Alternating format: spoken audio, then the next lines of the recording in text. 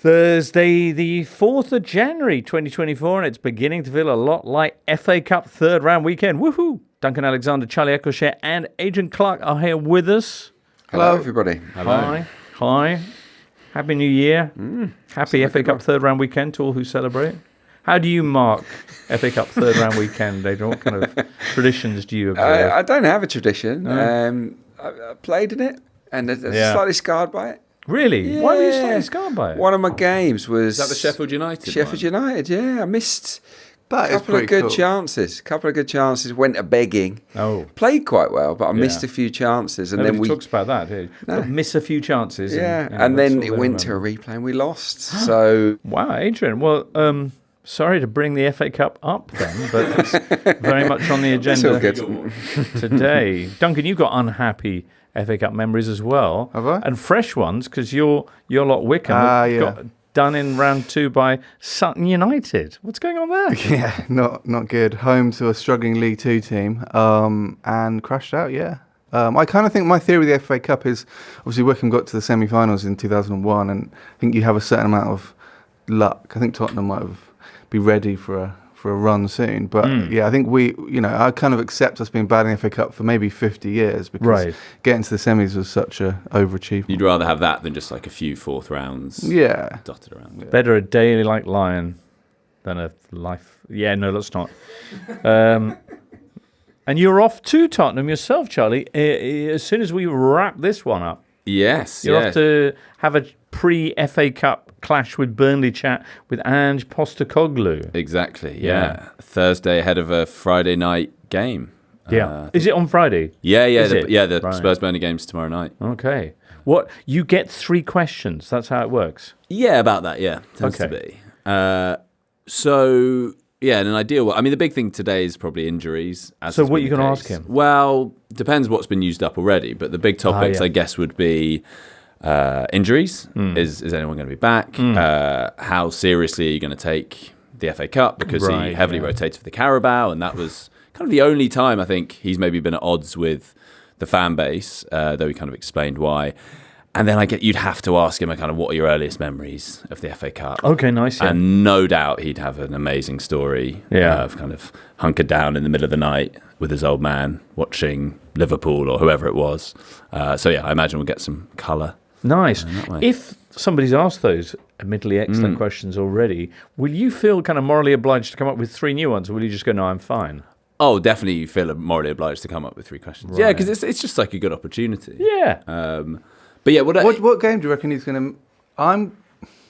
I think he's going to go either a Luton-Liverpool FA Cup game or the 88 FA Cup final. That's my guess. Well, he's born in 65. So I think it would be sort of mid-70s is most likely to be a kind sort of like a formative... Fulham, West Ham, that kind of thing. Maybe final. the 77 Cup final against United. Could be so. I remember there was one a few years ago where Mourinho talked about his love for the FA Cup, and then we checked it and we're like, the dates just didn't stack up. There was no way he could have been watching that game, and I think we had to check it. It was like, oh no, he meant another one. It wasn't just a kind of paying lip service to his love for the What's FA Cup. What's your first? Mine's the City Spurs, actually. That's the first memory of FA Cup final. Really? My classic, wasn't it? My first final that I watched was the Everton beating United Paul Rideout one. Jeez. I think the first third round I can remember properly is probably Sutton beating Coventry. When was that, 89? Yeah. And obviously Coventry had only been a couple of years since being FA Cup winners, and they went to Sutton, who we've already mentioned, but when Sutton had they were a plucky non-league team rather than a struggling League 2 team, and Gander Green Lane, and then they beat top flight Coventry. Boom. I do remember as well in that 94-95 season, the semi-final between Everton and Spurs, which was the Daniel Amakachi. They brought him on, and I think he wasn't meant to go on. There was some misunderstanding. He went on and scored 2 goals, and it was part of Spurs' it is now part of Spurs' horrible run of FA Cup semi-finals. I think it's 8 they've lost that they've been in a row. Haven't been in a final since 91 Spurs, and at that time they'd won more by winning that. They'd won 8 more than anyone else. And they were the FA Cup team, weren't they? That was what they did. What a shame. Now it's Arsenal got 14, is it? Arsenal on 14, yeah. So they're way off now. And it was going to be that 94-95 was meant. United were also on 8, and if Spurs had beaten Everton in that semi-final, it was going to be them against United for time for 9. Yeah, the outright winners of the FA Cup. Who can do it? But if Spurs score 3 goals against Burnley, they'll go back into the lead as the all-time top scorer in FA Cup team. So, is that right, Duncan? Yeah. So who's currently ahead of them? I can't remember. I think it's really.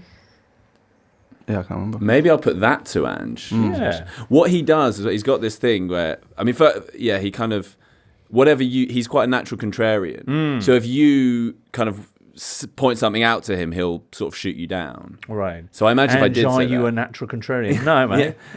yeah, look, which is kind of like, yeah, look is every answer. To the point I've now said when we're transcribing it, do we need to put the yeah looks, or couldn't that sort of be taken as read? But yeah, I might suggest that and see if he says, no, actually, we're not.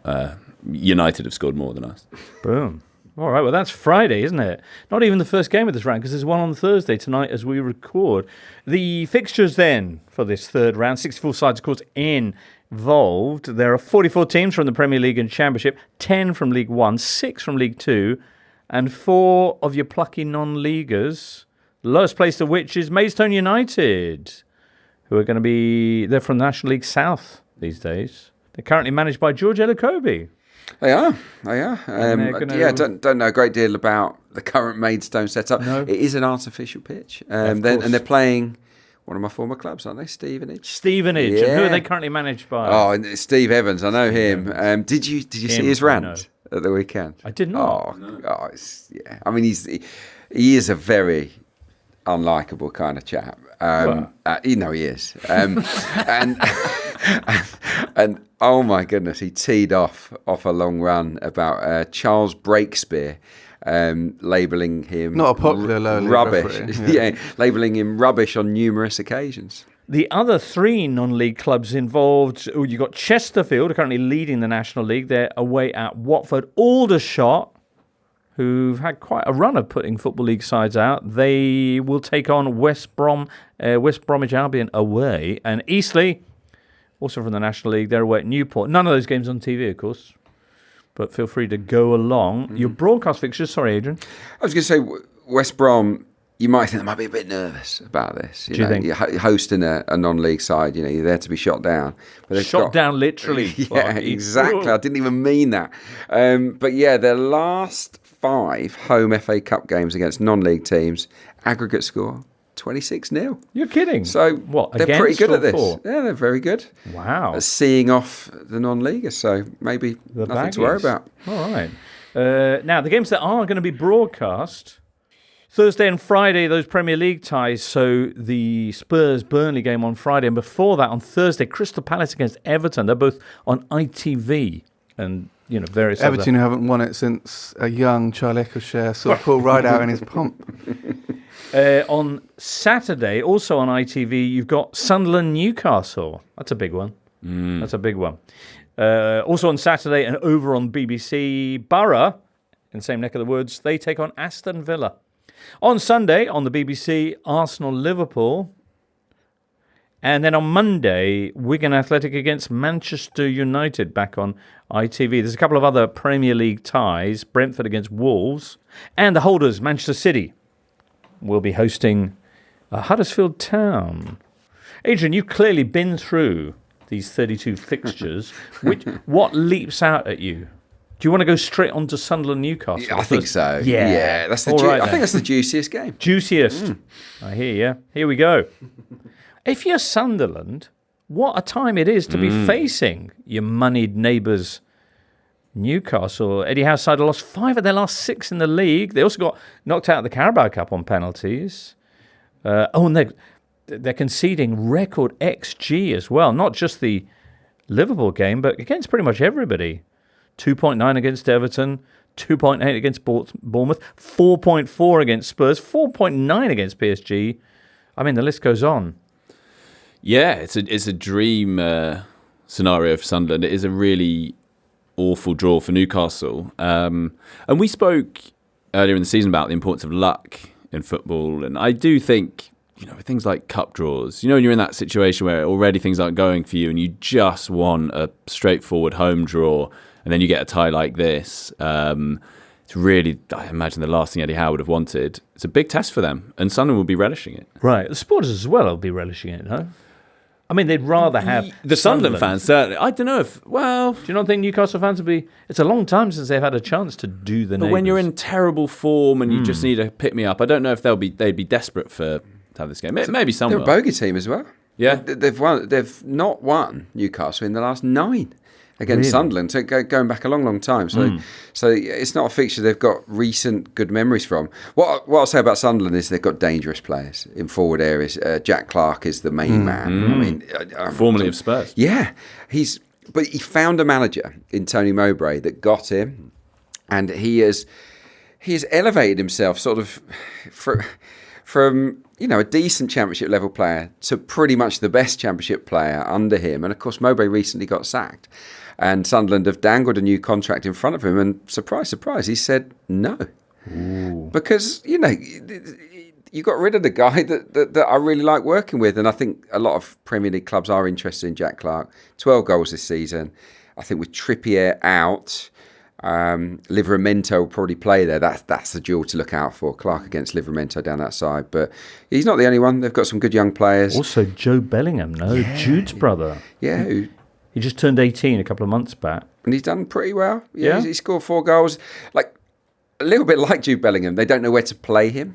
Is he a number 10? Is he a midfielder? Is he a striker? They've used him in all of those positions, but I think he'll probably play as a number 10 in this game. And he's got a knack of popping up inside the box to score goals. So, it's a tough test for Newcastle. The fact that they fired Tony Mowbray and brought in Michael Beale, the one who Rangers had binned off. Yeah. Okay. So the fact that all that happened, are they not doing very well then? Well, they had a bad start. They got thumped, I think, at home to Coventry, and they were booed off the pitch, and he had to apologise after his first match in charge.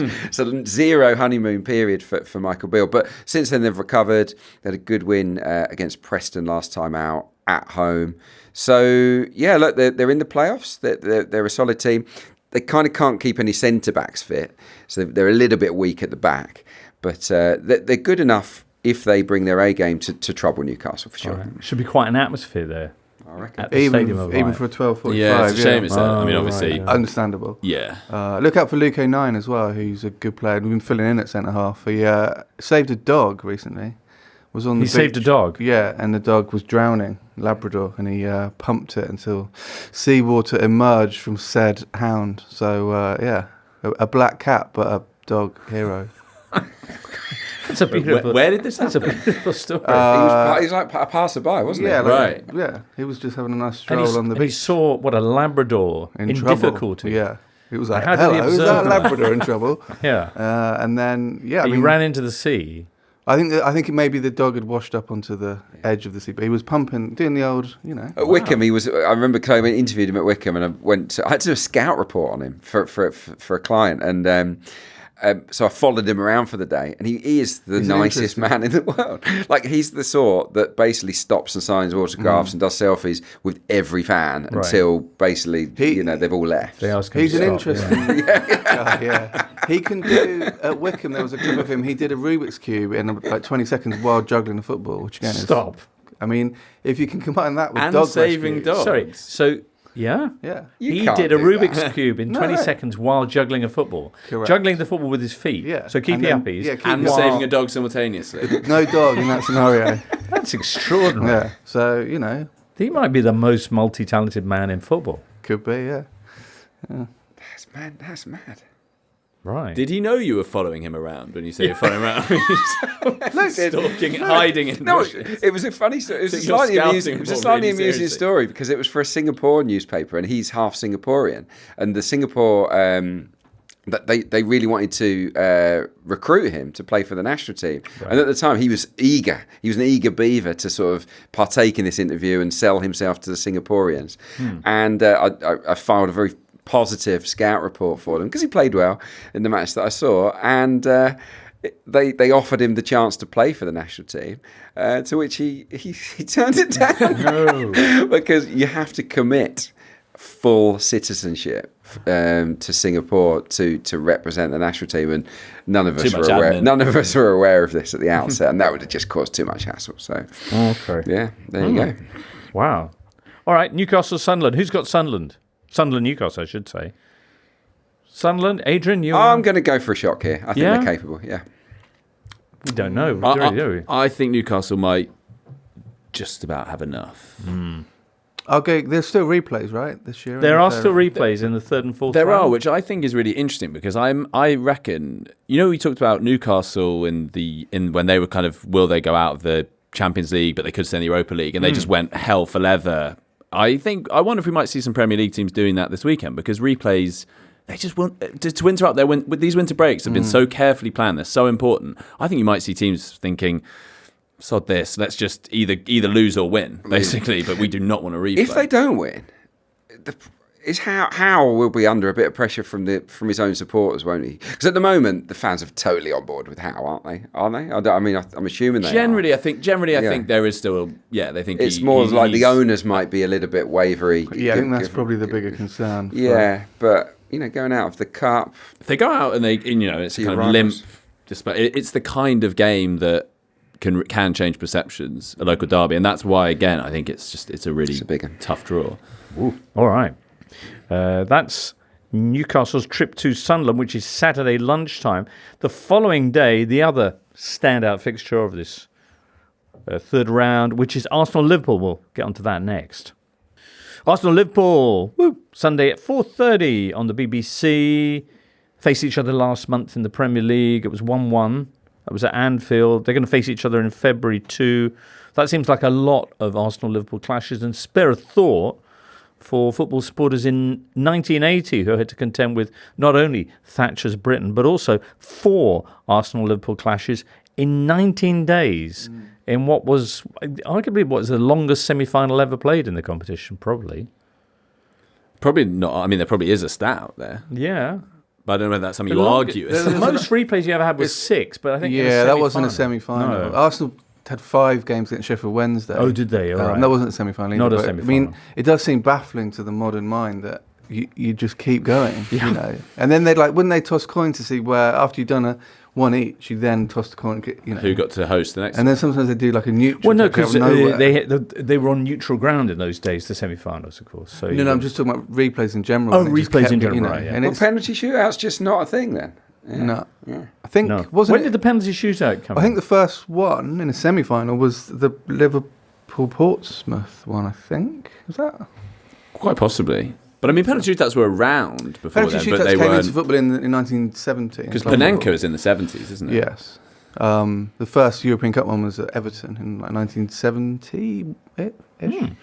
But yeah, the FA Cup was a bastion of tradition held Right. out. But I mean, there could be, if this game's a draw, then there's another game. So that would be 4 games between these two in little over a month. 3 months. Well, I mean, 2 6 months. weeks, because it's right at the beginning of February. And Oh, I see. That Well, game no. was late December. The first game was late December.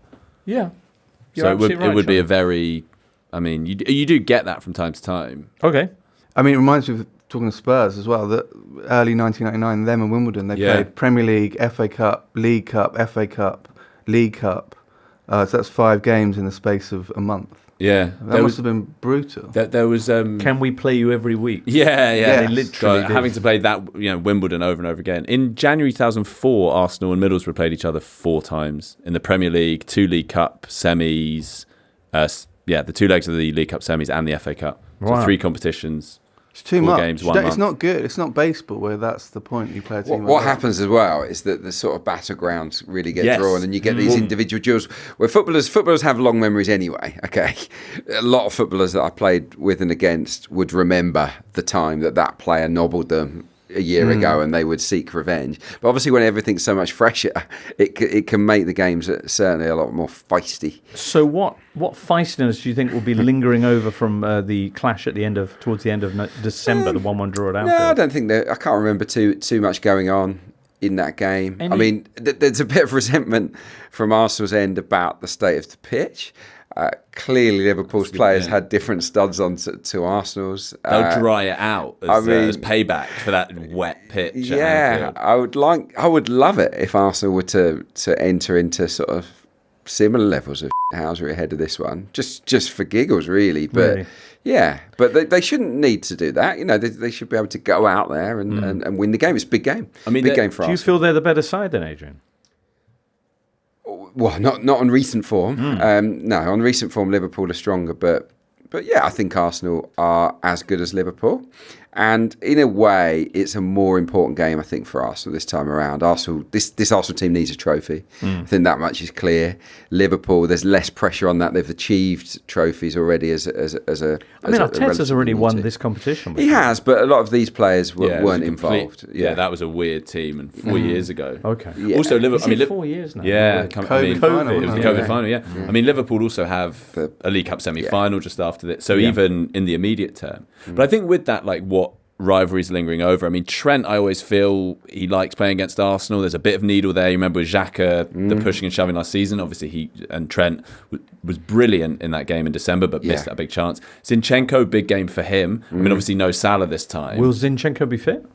Well, it wasn't thought to be serious what he was out with, but he is often carrying things. So I guess Well, we'll look, see. one thing I think you can almost guarantee here is that Arsenal will go strong. I think there is absolutely no reason for them to rest players. They don't have a game until Well, Arteta never rests players anyway. Yeah. So. Yeah, that's true. I mean, for cup games, that he has, but not here. I think Arsenal need a confidence-boosting performance because that was their worst by some distance against Fulham. Really disappointing.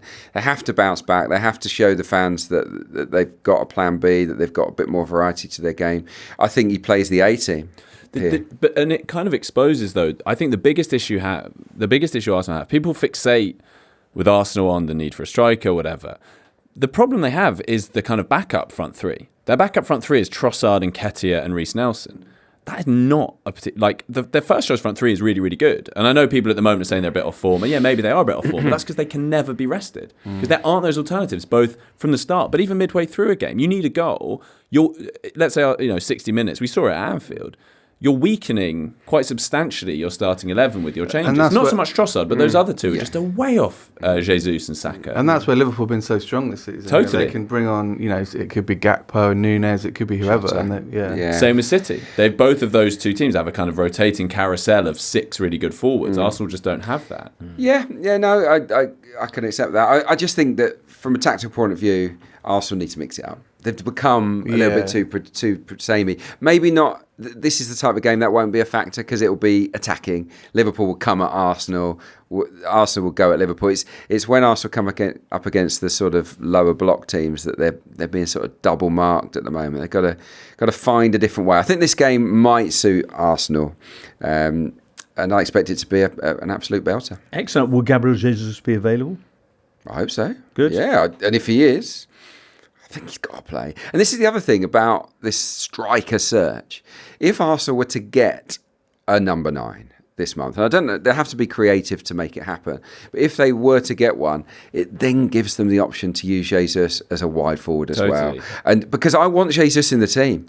Jesus is absolutely brilliant. Yeah. I think because it's a bit like if a goalkeeper plays out and makes one error, everyone's going to go mad at him because it's so unconventional. With Jesus, because he doesn't score loads of goals, it's very easy, unless you watch him and the team closely, to ignore the unbelievably good things he does. Like, I find the way Jesus is talked about, strong. He's so strong. He puts in such a shift. He's brilliant at linking things up. He just isn't a prolific goal scorer, which is fine. And that's why you need other players to kind of Which Arsenal had last season. with Exactly. Martinelli and It didn't Saka. matter. When Jesus came into the team and Arsenal won 12 out of their first 14 games to go top, Jesus was the best player in that team. That was top of the league by a distance.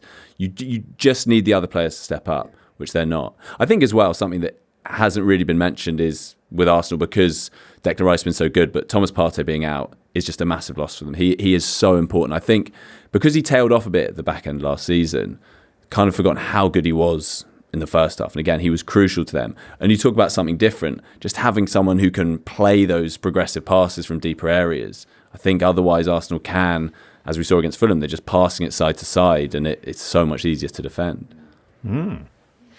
Alrighty. Liverpool, of course, without Mo Salah, but, other options are available. So we'll see how that all pans out. 4:30 Sunday afternoon. Arsenal will be turning out in an all-white kit for the third year running in the FA Cup third round. This is to raise awareness of the No More Red campaign to tackle youth violence. That's an excellent initiative. Although I imagine those shirts, will they still say "Visit Rwanda" on the sleeve? I think, but you can barely read anything that's on it, even the number and the name. But yeah, they probably do. I can't remember. But yeah, it even stretches to the match day show, of which I'm on the breakdown. Are you going to be wearing? I've been told to wear definitely don't wear red, and right. You know, if I can wear white, wear it. I'm not going to wear a white trouser though. I think that's taking it too far, isn't it? Yeah. Really? Oh, but that's Liverpool's thing in the FA Cup, isn't it? Yeah, of course it is. Yeah. Cream. Cream, fair. Excellent. All right, what else then? This weekend, you got the holders Manchester City taking on Darren Moore's Huddersfield. A fixture that will remind fans of City's 10-1 victory. Last time an English team scored 10 in a game. Is that right? Is that the last time? Oh, this is November 1987. It was in the second tier, back at Main Road, 10-1 against Huddersfield. What was number one back then? You Win Again by the Bee Gees. Not for Huddersfield. Eerie. So little time, we do nothing but compete. The Bee Gees sang, and unfortunately, Huddersfield just didn't. Will they this time? Also, no. Really? They've got, I mean, it sounds like a tall order, and not just because of the precedents, but they have a manager who has defied the odds in spectacular fashion in other knockout games of late. And I'm thinking, of course, of Sheffield Wednesday against Peterborough. Yeah, Darren Moore, he's in charge of Huddersfield. They are a really defensive team. They kind of, I think they might play 5-5-0 in this game. They had two up front in the last game, but both were wingers. So I'd imagine it could be like a strikerless formation. They have very little possession. Against Leicester, which was their last match, they had about 26% of the ball. Ooh. So here against Manchester City, I don't know, has anyone ever had 90% of possession in a game? No. We could get towards that level. It could be 85 upwards. I think 84-ish is the highest I've ever seen. Really? It wouldn't surprise me if that got broken. Wow, look out for that. Magic of the Cup. Do you remember that 10-1, anyone?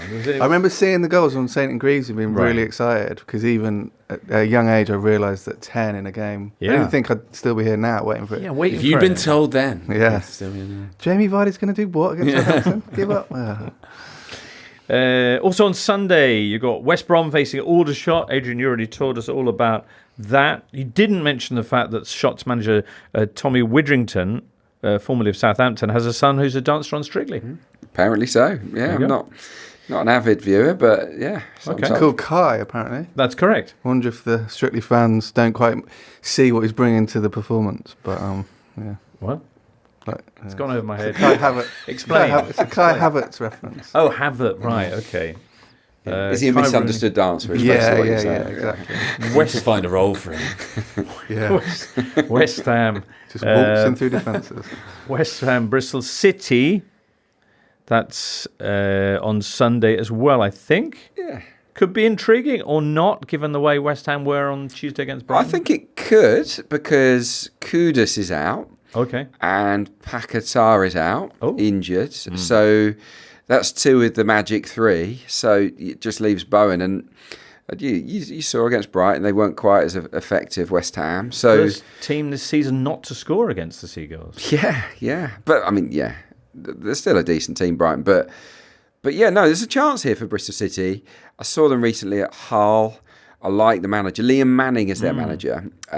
He did a brilliant job at MK Dons. He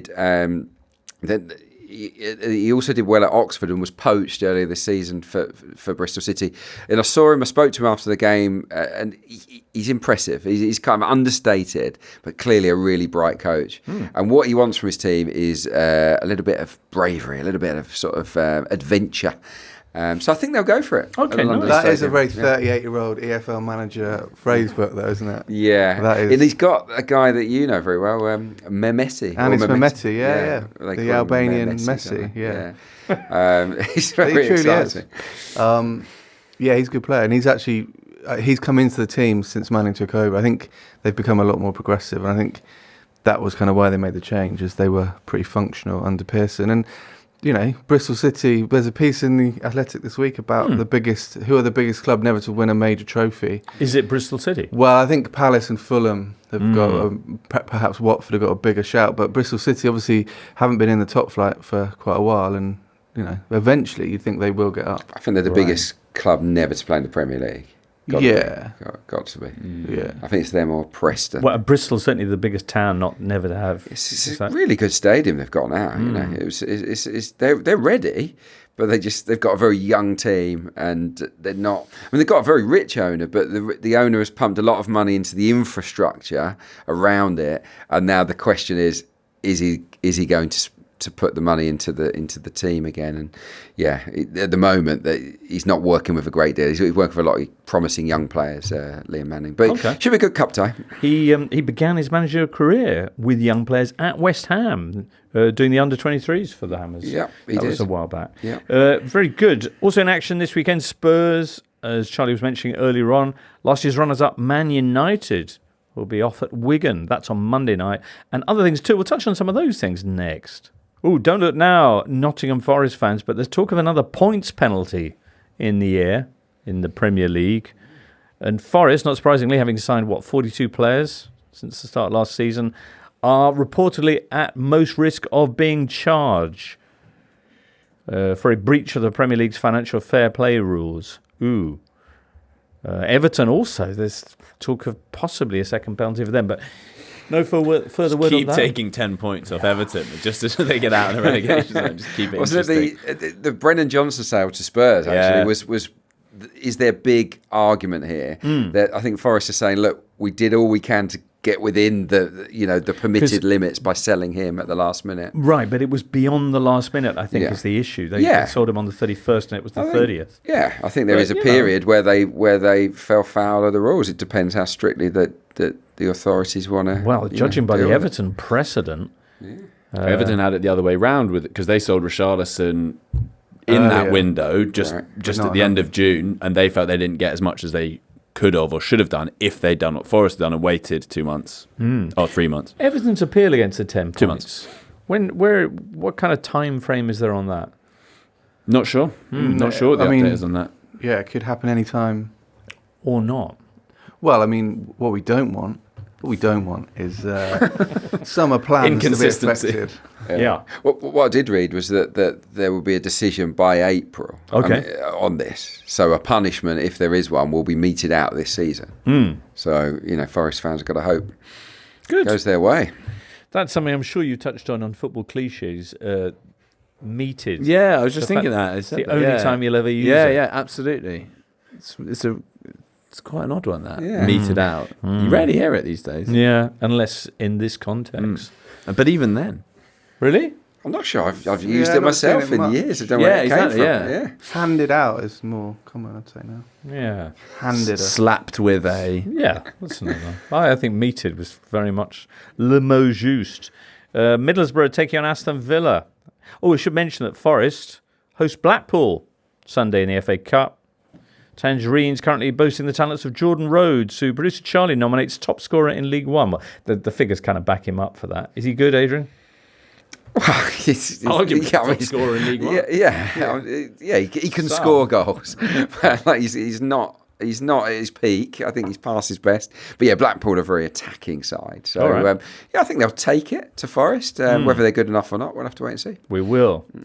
Similar story for Borough Aston Villa, which is the second managerial meeting between Michael Carrick and Unai Emery. Can you remember the first? Well, it must have been in that December 2021 period where Carrick did a few games. Champions League late group stage. It was Sevilla in the Champions League, yeah. Oh, sorry, Villarreal. It was Villarreal in the Champions League, and Carrick's Man United won 2-0 away there at the yes, I do remember that. Yeah, Sancho either scored or was involved in a kind of counter-attack second. I'm pretty sure, yeah. All right, it was Villarreal who went on to reach the semis. Emery, who was in charge, of course, of the Yellow Submarines that day, has a real reputation as a cup manager, not least for his exploits in the Europa League. But his domestic cup record with Villa reads a surprising played 3, lost all 3. Last season, he was in charge when Villa got done by League Two Stevenage. Yeah, they've lost in this third round for 5 straight seasons. Really? Aston Villa, yeah. So they're kind of due a cup run. I've got to say, Borough at the moment are a little bit light on bodies. They've got so many players injured at the minute. They're not going to meet Middlesbrough at their best, in my opinion. Borough also have themselves a League Cup semi-final coming up next week. Yeah, so I would imagine, being in a semi-final, they would prioritise that, wouldn't they? Yeah, they pick the strongest available players there. So, yeah, I think Carrick might have to rotate here, and he doesn't have a lot to play with anyway. So I think Villa have got a great chance of progressing. Really? I don't think it'll be a big priority, the FA Cup, for either team this season. I feel like Villa, they'll prioritise the league, and they're in Europe as well. But yeah, you'd expect them to get through this one. What about Crystal Palace? Everton, Duncan. Hodgson Dyche. Well, as Charlie mentioned earlier, Everton, they could do with something to take the mind off the points deduction. And it's, again, like Spurs, a long time since they... I was just thinking Villa, a team with, people will say, great FA Cup history, but they've won it 7 times, which sounds good. But 6 of those came before 1920. So, and I think... Yeah, Palace, again, another team that have got to the final a couple of times, lost to Manchester United. So I think it's kind of that eternal thing, isn't it, where some Premier League teams will sort of sack off these games, but if you can get to the final and win it, it's actually pretty good. If you can get to the FA Cup final and win it, yeah. Why not? Why not? Elise's the boy, isn't he, with Palace? Isn't he? I thought is he not injured? He is, yeah. I think, okay, so he's going to miss this game. But I know that he's been talked about with the move to Manchester United. I think, it sounds ridiculous, but I think he could find a better team than Manchester United. He could go even better than that, Elise. I think he's brilliant. He's brilliant. Yeah, class act. All right, United themselves will be away at Wigan on Monday night. Wigan are currently playing in League One. Their manager, Shaun Maloney, again, producer Charlie, citing the wonderful goal he scored for Wigan against 2012. United. Yeah, was it that long ago? Yeah. It was in that run when it looked like United had the league sewn up, and then they dropped those points. That game, they drew with Everton, and they lost to City to kind of let City back in. Lovely goal, curling from the edge of the box. Excellent. Well, he won't be on the field this time around. It's the Martial derby, do you know that? Is it? Yeah, Anthony Martial, obviously, for Man United. Don't know if he'll be fit, probably not. But they've got a Martial of their own. Martial Endo. Oh, okay, not related. No. Right.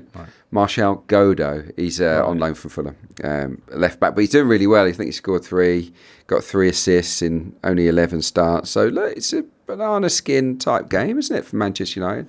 Wigan aren't brilliant, I've got to say. They're not. They're sort of lower mid-table in League One. But they've had a points deduction. So. Yeah, but they're not in great form. They're not in great form, but they try and play it in the right way. They get it down. They've got loads of well-known forwards, or some players that you might know. Charlie White, do you remember him? He's a good. Josh McGuinness from Northern Ireland. Callum McManaman is even still there. He's still there? Well, he's gone back there. Right, yeah. The Callum McManaman final of 2013. That's it, yeah. So there'll be a few players that you recognise. Was it? He was brilliant that day, yeah. Was he? Yeah. He kind of was it Zabaleta who got sent off? He just couldn't. He couldn't deal with him. And more recently as well. I mean, they beat Manchester City 2018, I think it was, when City were going for the quadruple at the time. Yeah, showing in All or Nothing. Yeah, the only bit of drama in the All or Nothing. Yeah, exactly. So they've got pedigree for beating Manchester clubs in recent times in the FA Cup. Very nice. Monday night. We'll see if they can do it. We've got a stat on Monday night. Okay. Yeah, for this. Yeah, I'm sure probably Duncan might know this, but for fans of day of the week football. Okay. Right, why don't you ask him? See how deep Duncan is. Do you know this? You're across this? I don't know. Wow. Don't know what you're saying. Wigan have won their last 5 FA Cup games played on a Monday night. There you go. Coincidence? I don't think so. I don't think so. That's why they love it on a Monday night. They love it. They do. Under the lights of the JJB. Yeah. Rest of the week to come. All right. Well then, Charlie, so that I'm not sure we've set you up enough for your chat with Ange ahead of Burnley, the game there. He'll be asked, I'm sure, about how much the Spurs fans want a cup run. Because, as you were pointing out, they were the most successful FA Cup side, and now they're most certainly not. It does feel overdue, and it has been a bit of a sticking point in recent years. I mean, it was one of the very few things that some fans disagreed with Pochettino about. Yeah. Pochettino, understandably, given at that time they had a smaller budget, smaller squad than their rivals, and they were going for the league, the Champions League, and getting top 4 was so important, to Spurs' kind of short-term future. But the perception was that he didn't really care about the cups, and would play weekend teams, etc., etc. There are still some team selections he made that wind Spurs fans up. He played Michel Vorm, who's the second-choice keeper in the last time Spurs got to the semi-final of the FA Cup. He didn't play great. He played Son at left wing-back the previous year against Chelsea.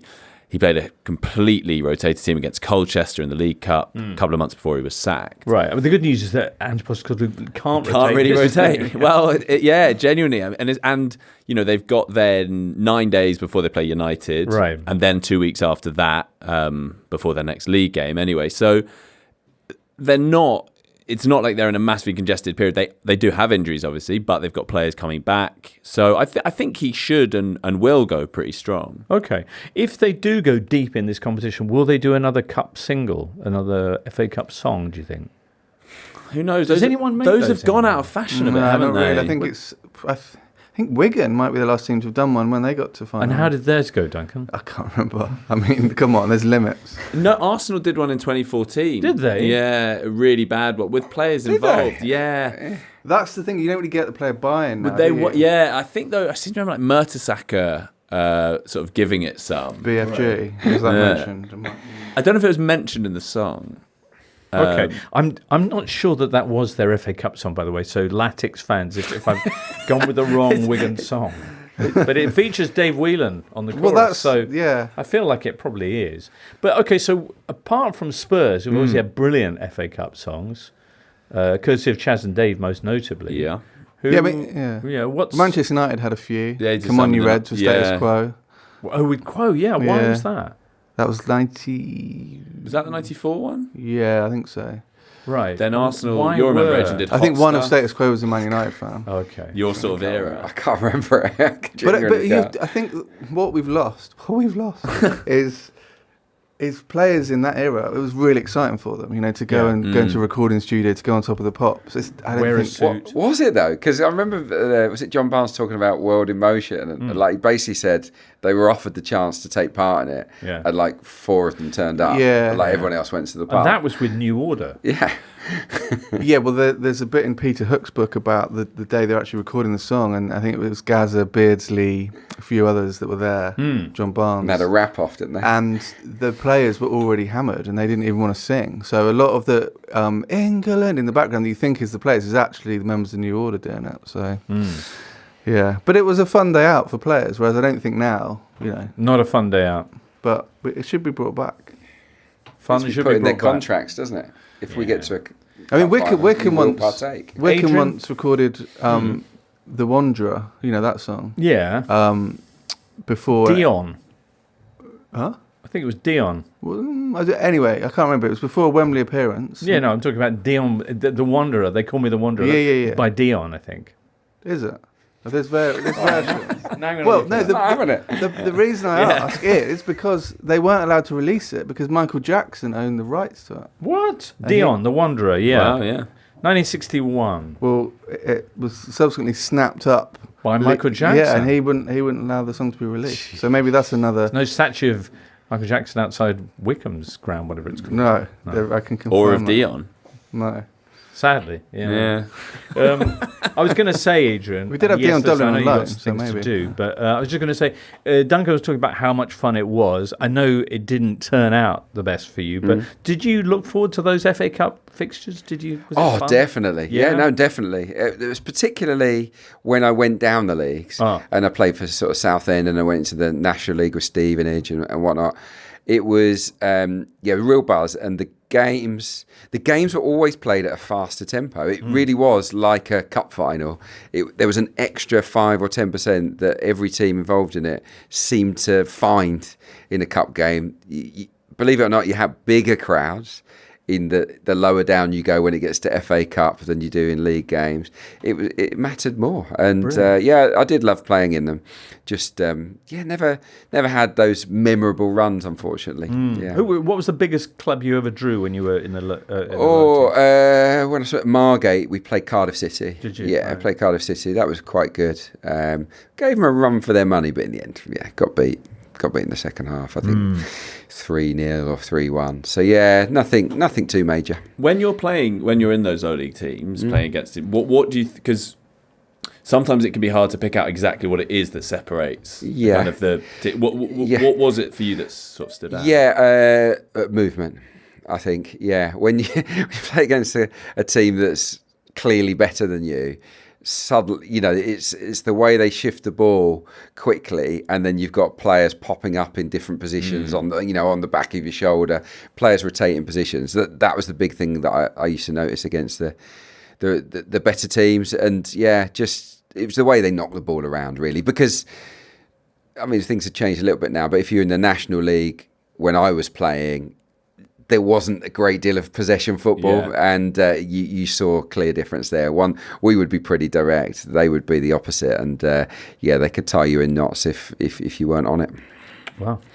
There you go. Message there for any of the plucky sides looking to spark an upset this weekend. Mete out some punishment, perhaps.